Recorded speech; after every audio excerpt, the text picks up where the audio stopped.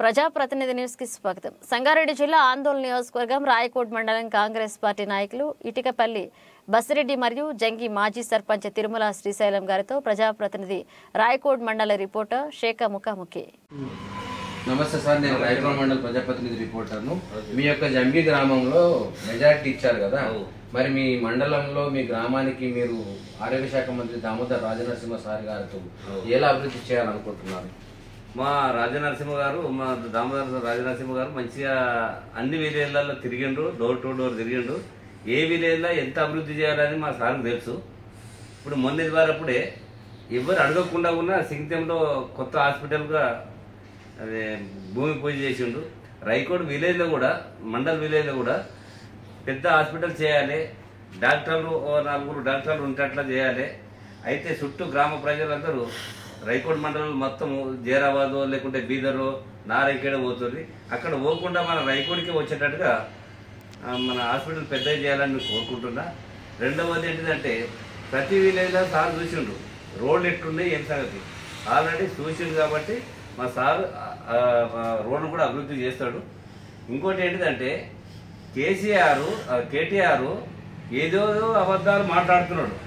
అవి కేటీఆర్ అబద్ధాలు మాట్లాడు బంద్ చేసుకోమని. ఎందుకంటే వాళ్ళు 10 సంవత్సరాలు చేసారు, ఇంతవరకు రుణమాఫీ కాలేదు. ఇంతకుముందు 5 సంవత్సరాలు చేసారు, కిందకి 25,000 కిందకి 25,000 వేస్తే అది అప్పు కిందకే పోయినాయి. మరి ఉన్నప్పుడే ఉన్నది, మరో తర్వాత ఇప్పుడు 5 నమస్కారం సార్. నమస్తే అండి. మేము రాయకోట్ మండల్ ప్రజాప్రతినిధి రిపోర్టర్, నా పేరు Shekhar. Nice meet you sir. Nice meet you sir. అయితే ఇక్కడ ఆందోళన నియోజకవర్గంలో దామోదర్ సార్ గారికి భారీ మెజార్టీతో గెలిపించారు కదా, ఇక్కడ రాయకోట్ మండల్లో మీరు ఏ రకంగా అభివృద్ధి చేయించాలనుకుంటున్నారు సార్? దీన్ని ఇప్పుడు మన కాంగ్రెస్ గవర్నమెంట్ నుంచి గ్రామాన మేము అందరం కలిసి తిరిగినాము. ప్రతి గ్రామంలో వినా రోడ్స్ ప్రాబ్లమ్స్ అన్ని లోకల్ ప్రాబ్లమ్స్ వినా అన్ని సార్ క్లియర్గా క్లుప్తంగా చెప్పినవి ఉన్నాయి. అయితే ఇక్కడ మన మండల్ లెవెల్లో వినా ఒక హాస్పిటల్ ఇప్పుడు మా సార్ అయింది కాబట్టి మాకు పోయిన ఒక పెద్ద హాస్పిటల్ చేస్తే ఎప్పటికి పోయినా జ్ఞాపక శక్తిగా ఉంటుంది అని మాకు ఒక చిరకాల ఆంక్ష. దాని గురించి మేము పోయిన ఒక 50 పడకల ఆసుపత్రి రైకోట్ కావాలని మాకు ఒక కోరిక. దీన్ని మా సార్ దీన్ని సద్వినియోగం చేసి మమ్మల్ని అందరినీ మీద హాస్పిటల్ చేసి దీవిస్తాడని మాకు ఒక కోరిక ఉన్నది. ఇంకోటి ఏంటంటే ఇక్కడ మేము ప్రతిరోజు ప్రతి గ్రామాలలో అన్ని గ్రామాలలో తిరిగిరు, అన్నింటిలో మీద ఏమేమి డెవలప్మెంట్స్ అనేది సార్ కూడా మన 100 పాళ్ళు దృష్టిలు ఉన్నాయి. ఇప్పటికి 10 సంవత్సరాల నుంచి ఏం డెవలప్ లేదు. ఎప్పుడో దీని మీద అప్పుడు దీనికి రీఎలక్షన్ అయినప్పుడే ఆ చేసిన రోడ్లు ఇప్పటి వరకు ట్రాన్స్ఫారం లేదు, రోడ్లు లేదు, ఏమీ లేదు. మళ్ళీ ఒకటి ఇటికపల్లి నుంచి ఈ మాటూరు వరకు రోడ్ అయిందండి, కానీ ఇటికపల్లి దగ్గర బ్రిడ్జ్ అట్లే పెండింగ్ పెట్టింది.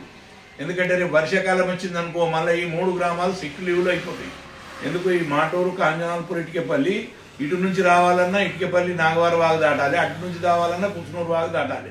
ఆ వర్షాకాలంలో 2 ఇబ్బందుల నుంచి రాత్రిలో ఎన్నో రోజులు బయట ఇక్కడ రైతులు మన జంతువులను తీసుకుని వచ్చిన వీళ్ళందరూ చాలా ఇబ్బందులు పడుతున్నారు. దయచేసి ఇది ఒకటి కంప్లీట్ చేయగలరని మా యొక్క మనవి. ఇంకొకటి వినా మేము ఎందుకంటే ఒక ఓటర్గా మేము వినా టీఆర్ఎస్ గవర్నమెంట్లో అన్ని చూసినాము. ఇప్పుడు వినా మాకు ఒకటి అనుకుంది అంటే ఇప్పుడు ఎలక్షన్ అయినాక ఎవరైనా అప్పుడు ఏమన్నారు 10 సంవత్సరాలు 3 సంవత్సరాలు అయినంత వరకు తెలంగాణ చిన్న బిడ్డే కదా 2 ఏళ్ళు 3 ఏళ్ళు ఇట్లా 5 ఏళ్ళు అని చెప్పుకుంటా చెప్పినా ఎవరికి ఏం చేయలే. మరి ఇప్పుడు తెలంగాణ వచ్చినాక వినా కాంగ్రెస్ వస్తే ఇప్పుడు 40 రోజుల బిడ్డనే కదా, ఇది ఏం 60 రోజుల బిడ్డ దాటలేదు. ఇంకా మీకు ఇంతగానో మాత్రం ఎందుకు? దాని గురించి మళ్ళీ ఒకటి నీకు అంత ఆపేక్ష ఏంది? 6 గ్యారెంటీలు చేయకపోతే నేను అది చేస్తా ఇది చేస్తా అంటే నువ్వు చేసే అవసరం ఏం లేదు, జనమే చేస్తారు. నువ్వు గమ్మున కొని ప్రతిపక్షంలో కూర్చోబెట్టినావు. నువ్వు దాని గురించి కాకపోతే అడగాలే కానీ అనవసరం ఏడంటే ఆడబోయి నేను కుస్తీకి రాస్తున్నా కుస్తీగా ఆ పద్ధతులు మంచివి కావు. ఆయన చంద్రశేఖర్ గారు ఎంత సాపిగా మాట్లాడుతుర్రో, నువ్వు కేటీఆర్ గారు ఎంత స్పీడ్, నీకు అవసరం ఏమున్నది? నువ్వు తెలంగాణ ఉద్యమం చేసినోడో కావు, తెలంగాణ ఉద్యమంలో పాల్గొన్నోడో కావు, తెలంగాణ ఉద్యమంలో ఎవడెవడు కష్టపడ్డాడను వాళ్ళను నాశనం చేసినావు.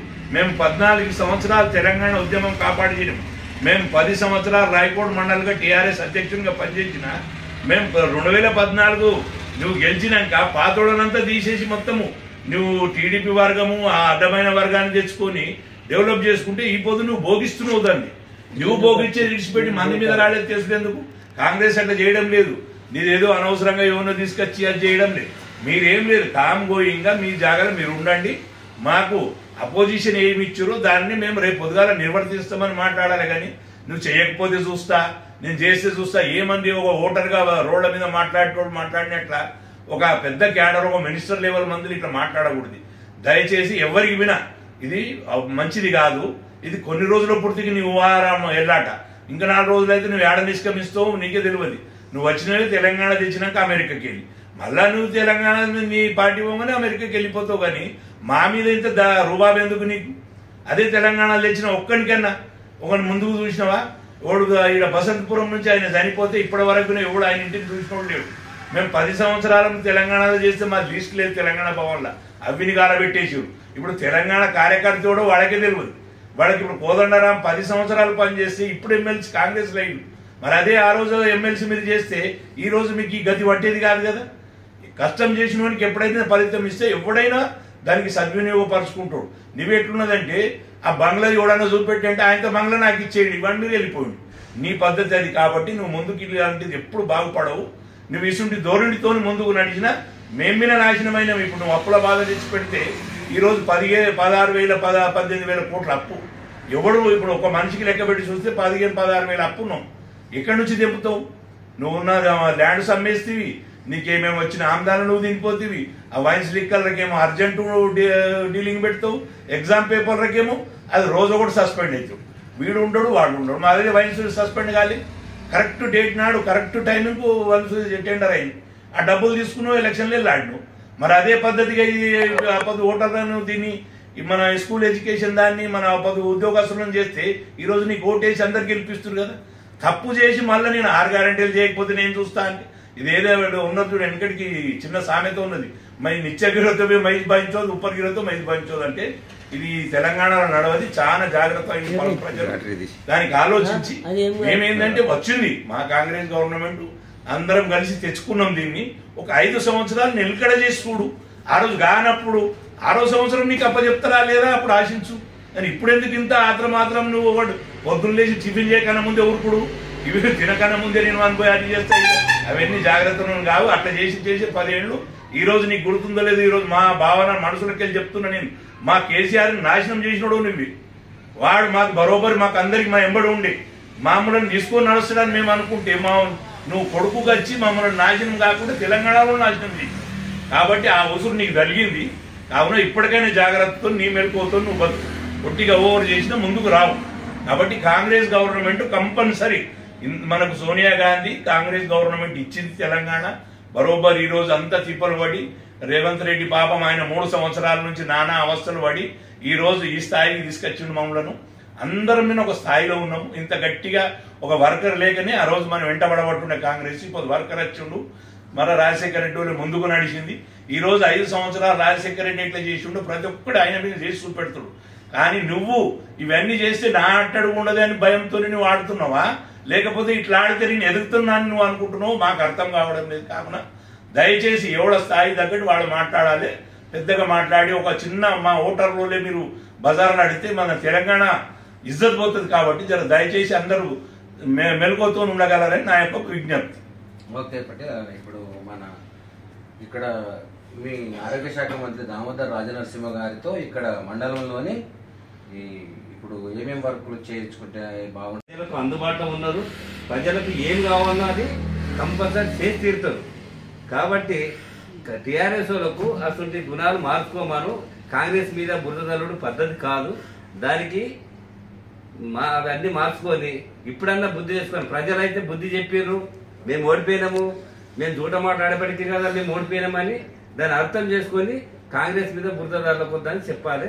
ఆ బుద్ధి తెచ్చుకోమని చెప్తున్నాం మేము ఇప్పటివరకు కూడా కాబట్టి నేను ఇంకోటి ఏంటంటే మా దామోదర్ సారు రాజనరసింహ గారు మా తాలూకా అందోళ తాలూకు ఏం అభివృద్ధి చేయాలనో అది ఇంత మొదలు డిప్యూటీ సీఎం ఉన్నప్పుడు కూడా ప్రతి ఒక్క రోడ్డు చేసిండు. మనకు ఇక్కడ హాస్పిటల్ మన కాలేజ్ తెచ్చుండే, ఇక్కడ కాలేజ్ తెస్తే తీసుకుపోయి మెడికల్ కాలేజ్ తెస్తే అక్కడ సిద్దిపేట తీసుకుపోయి ఇక్కడికి ఏదో గురుకమల పాఠశాల చిన్నది పెట్టారు. కాబట్టి మా సార్ది రైకోట్ మండలం మీద ప్రతి ఒక్క దృష్టి ఉన్నది. ఎంత డెవలప్ చేయాలనేది మా సార్ తెలుసా అండి. ఎప్పుడు చేయాలో అప్పుడు చేస్తాడు. కాబట్టి టీఆర్ఎస్ లో మాత్రం కాంగ్రెస్ మీద బురద అవ్వకొద్దని నేను ఒక విన్నపం చేస్తున్నా. అదొకటి లేదు. ఇక్కడ మన కాంగ్రెస్ పార్టీ సీనియర్ నాయకులు ఇటుకపల్లి బసిరెడ్డి పటేల్ గారు కూడా అదే మాట చెప్పడం జరిగింది. కాంగ్రెస్ పార్టీ ఇచ్చిన మాట కట్టుబడే పార్టీ, తెలంగాణ ఇచ్చిన సోనియా గాంధీకే నమ్మక ద్రోహం చేసిండు కేసీఆర్ అని బసిరెడ్డి పటేల్ గారు కూడా తెలపడం జరిగింది. అట్లాగే ఇప్పుడు మన మాజీ సర్పంచ్ 3 సార్లు సర్పంచ్ గా చేసిన మాజీ సర్పంచ్ జంగి మాజీ సర్పంచ్ శ్రీశైలం అన్న గారితో మాట్లాడడం జరిగింది. మా సారు లోటు బడ్జెట్ ఉన్నందువల్ల 6 గ్యారెంటీలలో 2 గ్యారెంటీలు చేసిండు, మిగతాయి కూడా రోడ్లు అట్లాగే రాయకోడ్లో పెద్దగా హాస్పిటల్ చేస్తాడు. మా సార్ ఎవ్వరు కూడా మాట ప్రకారం ఇచ్చిన మాట ప్రకారం మొన్ననే సింగితం గ్రామంలో హాస్పిటల్ ఓపెన్ చేయడం జరిగింది. ఇంతకు ముందు కూడా డిప్యూటీ సీఎం ఉన్నప్పుడు ఎన్నో పనులు చేసిండు. వచ్చిన స్పోర్ట్స్ కాలేజీ ఉన్న సిద్దిపేటకు తరలించిన ఘనత టీఆర్ఎస్ ది ఉందని, మా కాంగ్రెస్ పార్టీ ఇచ్చిన మాట కట్టుబడే పార్టీ. మేము మా తరపున చాలా మందిని కూడా సార్ దగ్గరికి పోయి ఇక్కడ మండలం ఉన్న సమస్యలు ప్రతి ఒక్కటి గ్రామాన తిరిగాడు కాబట్టి అతన్ని కంపల్సరీ చేసే వ్యక్తి, అభివృద్ధి కోసం చేసిన ఏకైక ఘనత కాంగ్రెస్ పార్టీకి దక్కుతుందని, అందుకే ఈసారి టీఆర్ఎస్ పార్టీకి బొందబెట్టడం జరిగిందని ఇక్కడ ఉన్న కాంగ్రెస్ పార్టీ సీనియర్ నాయకులు తెలపడం జరిగింది. ఫేస్ టు ఫేస్ రాయకొండ మండల ప్రతినిధి శేఖర్, ప్రజాప్రతినిధి.